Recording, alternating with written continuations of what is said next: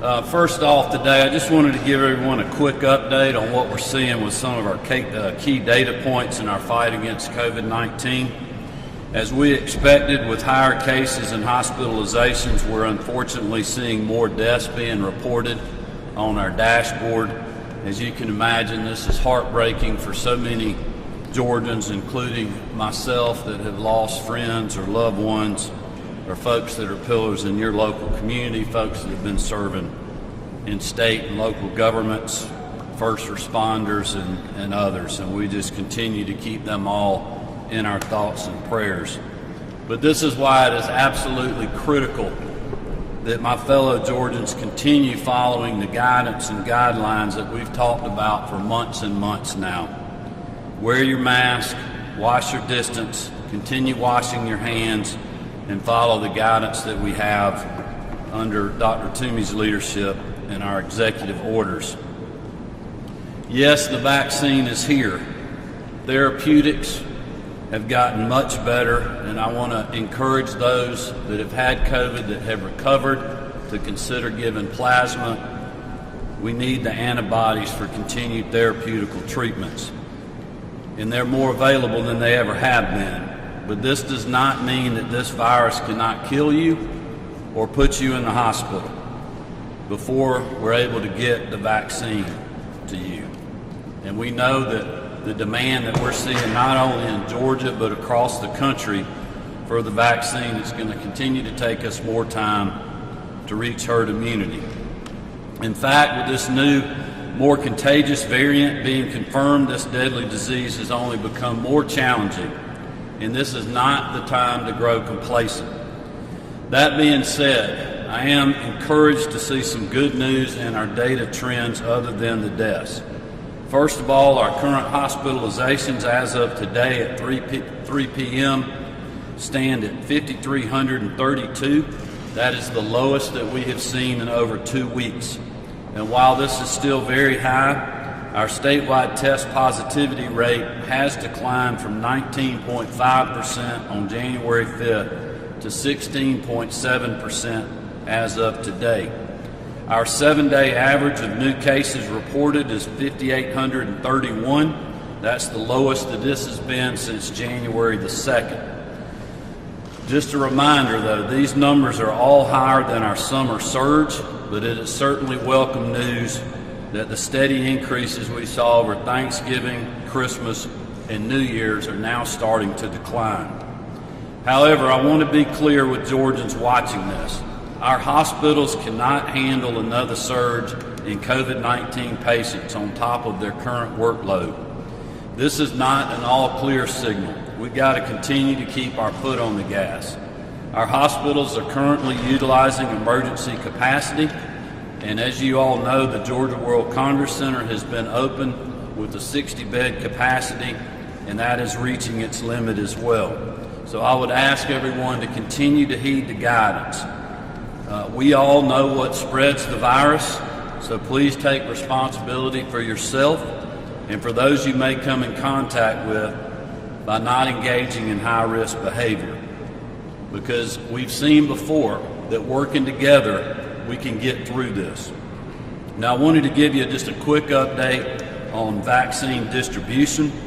First, I'd like to encourage those in the media to begin using the Georgia Department of Public Health's dashboard to receive accurate vaccine administration data and information for our state. Other websites, the CDC in particular, will continue to have a 48 to 72 hour lag compared to the numbers reported on DPH's site. For example, the state is now reporting 139,000 more vaccines than what the CDC website shows today. The state's data, which is available on the Department of Public Health website, shows that as of yesterday afternoon, we have administered 535,920 vaccines. That's over 50% of the total shipped to Georgia. For that perspective, we had administered and reported 94,607 vaccines on January the 4th, so a little less than 100,000 doses on January 4th. We have increased that 466% in the last 17 days. As a reminder, our current vaccine allocation from the federal government still stands at 120,000 doses per week. Up to now, 40,000 of those doses have been automatically sent to CVS and Walgreens for administration to nursing home staff and residents. Given that both CVS and Walgreens now have adequate supply to complete that mission, the state will begin receiving the full 120,000 dose allotment next week. This is certainly a positive step forward in our vaccine distribution efforts, and it will mean 50% more supply than we were previously able to provide to the expanded 1A population. But I also, in saying that, want to continue to urge caution and patience for everyone watching today and those in the media. We will still have far more demand than we have supply. We have now administered over 500,000 vaccines, but the expanded 1A population accounts for over 2 million people. Those 120,000 doses have to be divided up between 159 counties, 18 public health districts, and over 1,700 providers who are currently enrolled in the system. These additional doses in the short term will allow existing providers and Department of Public Health or public health departments at the county level and others to expand the number of appointments that they are currently scheduling. That is good news. But again, our total supply of 120,000 doses next week does not fulfill the demand from seniors and other at-risk eligible Georgians. At this time, we will not be expanding our current vaccine criteria beyond the 1A plus population. The two top considerations on expanding vaccine criteria will continue to be overall supply and the number of currently eligible Georgians already vaccinated. Standing here today, neither of those two metrics has been met in order to expand eligibility. Looking ahead, we will be announcing further mass vaccination sites in the coming days to expand our vaccine administration efforts, given the increased supply of an additional 40,000 doses per week, and that is certainly good news. But again, our overall allocation remains unchanged. For now, demand will continue to far exceed the supply of the vaccine that we have. If the Biden administration announces an increase of that allocation of 120,000 doses, we will provide those updates, as you can imagine, as quickly as we can. With that, I want to turn it over to Dr. Toomey, and then I'll come back up for any questions that you all may have. Dr. Toomey.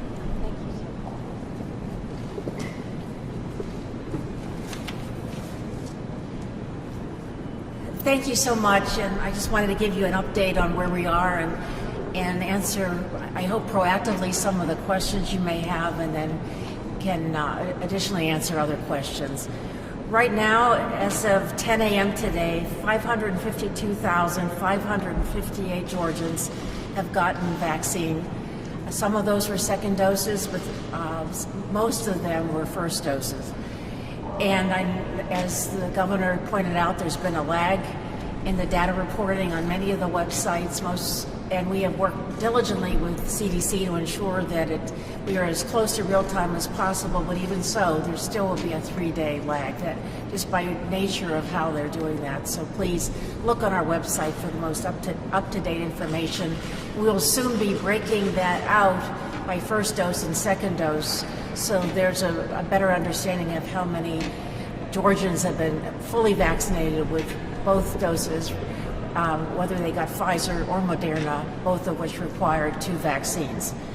I know I've gotten many calls, many emails from concerned citizens that they haven't yet gotten an appointment for their second dose, and some providers have said they won't provide second doses. We are going to work with providers to ensure that does continue, that they do provide that second dose. That is the vaccine protocol, to give 2 doses. Within our health departments, all are now beginning to schedule the second dose at the time they give the first dose. That hadn't been the case when we first rolled out our campaign. And all the counties now are beginning to call back individuals who haven't gotten their second dose, if their time is up, to make sure they're aware that they're eligible and to give them a time slot to come in, just as many hospitals have begun to do that with their patient populations as well. I know the biggest concern probably is Fulton, because they've given among the highest number of vaccines and have the largest population. And they are working diligently to ensure that everybody is contacted and will have enough doses, and we will have enough doses between what is already allocated and what will be coming in, set aside, so that everybody who was initially vaccinated in Fulton will be able to get their second dose. So I do want to very much want to reassure everyone, regardless of where you live, if you've gotten your vaccines by going to a health department, you will be able to get your second dose, and those will be scheduled on a regular basis in the next few days and in an ongoing way for those who get their first doses.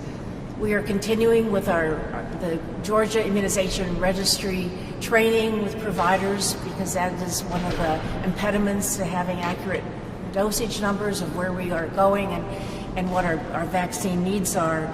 And we are hoping that we will be working towards a new vaccine management system in the weeks ahead, because I think that will help us expedite both the allocation and the follow-up, including provider education. And we will be rolling that out and giving you an update on that as that happens with that streamlined data reporting in the coming weeks. We do have on our website, and I hope you've taken a look at that, updated the available sites to receive vaccine. That includes not only the private sector providers, our own health departments, but also large chain pharmacies, Walmarts, all over the various parts of the state, as well as some other pharmacy chains like Publix and Ingles. And we will continue to add providers, but right now we have between 16 and 1,700 providers that we can utilize, but we simply don't have the vaccine. And as I said this morning at a meeting, the biggest impediment now to getting vaccine into arms is having an adequate supply, an ongoing cadence of vaccine arriving from the federal government. This is a federal program. All the logistics are done at the federal level. We direct where the vaccine goes in the state, but the transport of that vaccine is all directed by the federal government, either through their contractor or directly from Pfizer itself. And so that's a challenge until more vaccine becomes available. And as Governor pointed out, we have been told that the new administration will have some plans for increasing vaccine production and rollout, but until we get firm numbers, we will continue to hope that we continue at least with a steady cadence of that now 120,000 doses, now that CVS and Walgreens are no longer taking those doses off the top. Again, to remind everyone, you can go anywhere to any health department and receive your vaccination. If you live in Fulton, you could go to DeKalb, you could go to Cobb, you could go to Gwinnett, and same in rural Georgia. So I know there's been a lot of discussion, I've seen that on social media. I just want to reassure everyone, go where you can, where there's availability, where you have where you can get your appointment. Appointments are necessary because we don't want you waiting in line. And we hope by the early next month we will have a scheduling tool that will be uniform across all counties, that it won't be different scheduling tools county by county. And I know that's going to make a big difference for individuals who are trying to get vaccinated.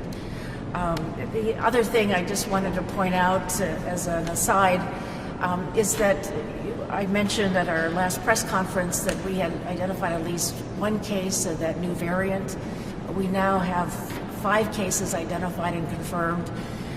So we have a regular surveillance for that through CDC is working with us, as well as our own laboratory, public health lab, does a certain assessment, not every single positive case, but every cadence of positives are checked for that variant. And right now we have 5, but anticipate we will have additional, because this vaccine, this variant, this virus does spread easily. And we are urging people to take even extra precautions. Wear a mask, social distance, please avoid crowds, wash your hands, and just know that it is even easier to acquire COVID now going out in public spaces than before, because with this variant it's more easily spread. At least to date, it does not appear to be more dangerous in the sense it doesn't cause more complications, but every COVID case can be deadly for young people and particularly for the elderly. So that precaution is important, and so far in all the variants tested, they are sensitive to the vaccine. So the vaccine is good and effective. An even more urgent call for individuals to be vaccinated when your turn is available. And so with that, I'll turn it back over to the governor and be willing to take any questions you may have as well. And folks, the mic is over here today.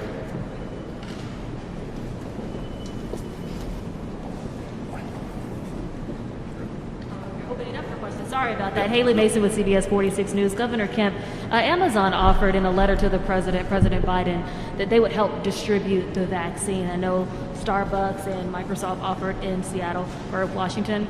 Would you be open to working with a big company like Amazon, or has your administration started working with large companies to help expand distribution? Yeah, well, we've already been talking to big companies, smaller providers, anybody you can imagine. I told people several weeks ago that we needed to move the needle on this, and I think my message was very pointed at the time. I think people have gotten that message, and you have seen with a 466% increase that we have moved the needle. You know, now what we're trying to do is look ahead to now that we have this allocation of 40,000 doses that was being used in the nursing homes to be at our disposal, that we can start sending that out to the expanded 1A criteria and mass vaccination sites, sending it to other counties, other folks that are doing, Dr. Toomey mentioned the local pharmacies, the grocery store pharmacies, and others that have availability to just keep us pushing that 120,000 doses out very quickly every week. The big question for us on anything like that is, are we going to get enough supply from the federal government to be able to even use an option like that? Because it does us no good to set that up and have people standing there if we do not have shots to give. So that's kind of what we're waiting to hear from the new administration. Thank you. Thank you. Governor, with the Biden administration's commitment pledge for 1 million doses a day for 100 days, can you even anticipate what that would look like in Georgia, what Georgia's share could be? Does Georgia have enough medical staffing, enough supplies, enough resources? What would that even look like in Georgia? Well, as I've said before, we're going to use every available resource that we have in state government. Our county governments, I want to really give them a shout out. A lot of them have been stepping up to support their local county health departments. We've seen that. I mean, I've heard stories in multiple places, like in Hall County, Cherokee County, City of Dalton, where they've all been pitching in to give the resources to public health where they can get the vaccinations out quicker, let the health people do what they do. The governments are taking the security, administrative, a lot of the scheduling as well off of them. But to me, I think what 1 million doses a day nationwide, I believe that's what's going on right now. We can verify that number. I think the question is, are we going to see additional supply from what we're already getting? I think from our communications that we've had with the Biden administration early on, I think that's where they're trying to dig in right now, is to see what that would be, what that would look like. And at this point, we don't have any details from them. And one quick follow-up, looking at the long term, looking ahead. The president is talking about activating the Defense Production Act. Are there any Georgia industries or other facilities that could be subject to the Defense Production Act to make medical supplies and even vaccines here in Georgia? Well, I wouldn't probably want to speak to. I mean, look, he could use the Defense Production Act for any industry that he cares to do so. Obviously, President Trump used that. President Biden has said that he would do that as well. You know, I don't know, not speaking to Pfizer or Moderna or Johnson & Johnson, if they get the emergency approval from FDA where we can have us another option here, which will increase supply. I mean, I hope that day is coming very quickly, and I've heard and read really good things about the J&J vaccine, but we just don't know what that would look like. I mean, if you do the Defense Production Act, but Pfizer and Moderna can't turn it out any faster than they already are doing, it doesn't do you a whole lot of good. But there may be bandwidth there. You know, hopefully we'll know that sooner rather than later. And as soon as we know that, we are already planning for that day. We are already planning for mass vaccination sites. We can ramp that up. I feel, and you know, Dr. Toomey is welcome to speak to this, but we have over 1,700 providers signed up. I hear every day, we've got this, we've got that. You know, we can give this many vaccines every day. We just need the doses, and that's the problem. We don't have the doses. You know, we're using up and we're catching up with the current doses we had. To expand that and to send more to people that we know are out there that can get them out. We just got to have more of them. Governor, you just touched on what I wanted to focus on. Obviously, public health departments aren't staffed and aren't prepared to do mass vaccinations. Is the plan ready today? If you got a doubling of this supply, a tripling of the supply, would you have the people and the plan in place to get it to folks? Well, we're planning for that day. If we got that notice today, it would take a little while for that supply to actually get in the logistical change and to get here.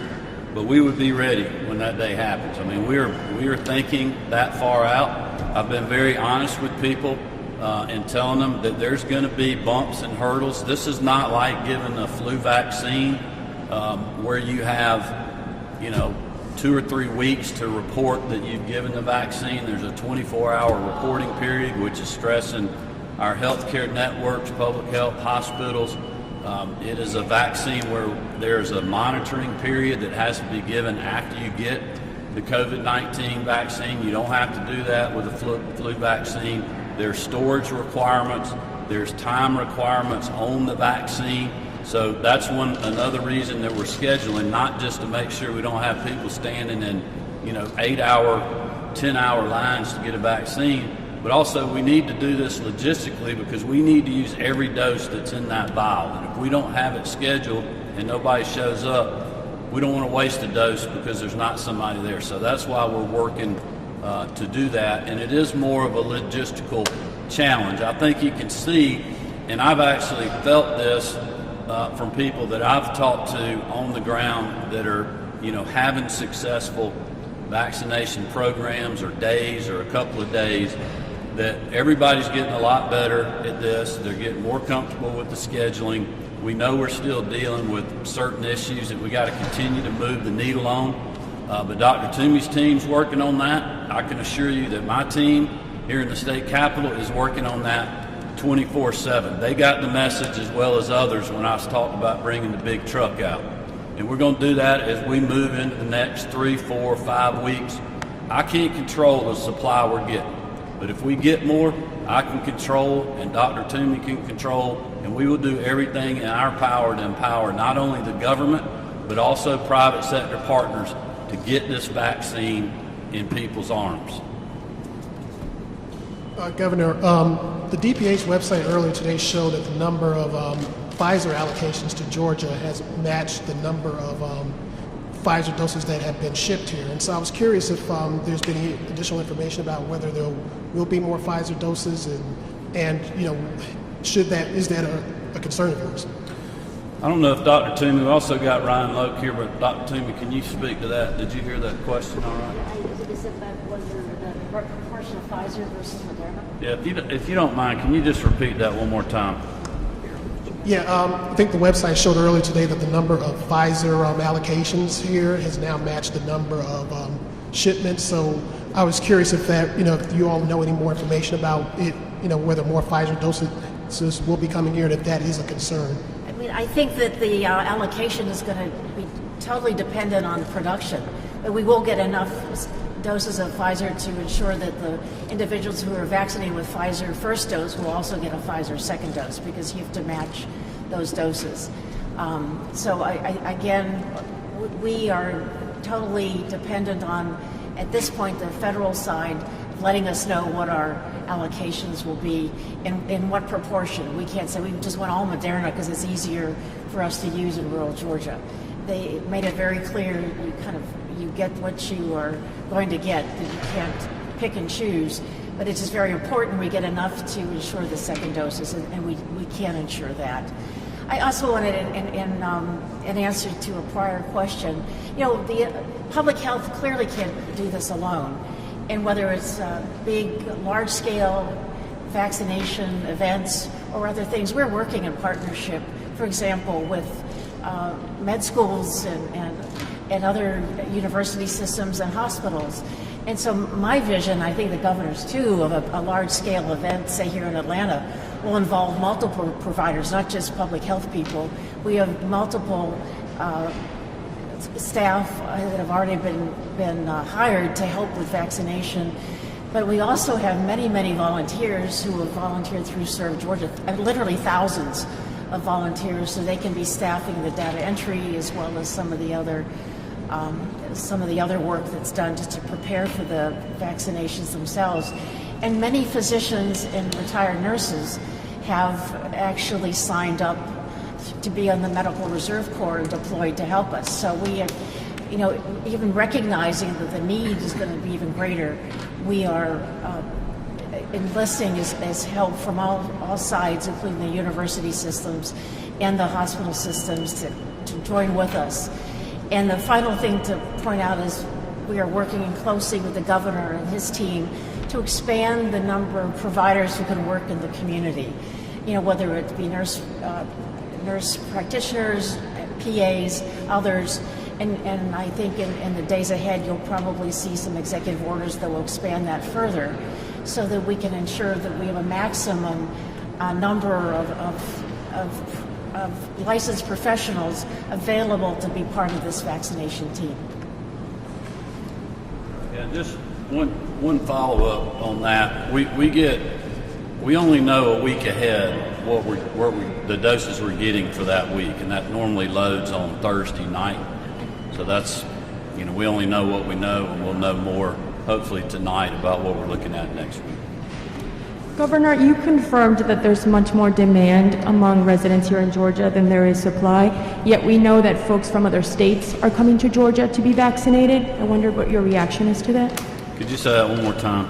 Yet you confirmed that there's more demand among Georgian residents than there is supply, but we know of folks who come from other states to be vaccinated here in Georgia. What's your response to that? Well, there may be Georgians going to other states to get vaccinated. I haven't heard a whole lot about that. I don't know if Dr. Toomey wants to address that. I would love after the conference to hear your stories, because I have, the funniest thing is early on I was told by my best friend in college who lives in Pennsylvania that she was told she could get vaccinated in Georgia because there was a caravan coming down here through somebody who had an inside track to some vaccine, and I was flabbergasted. I said, no, you can't. Don't you dare. And I've since told all of our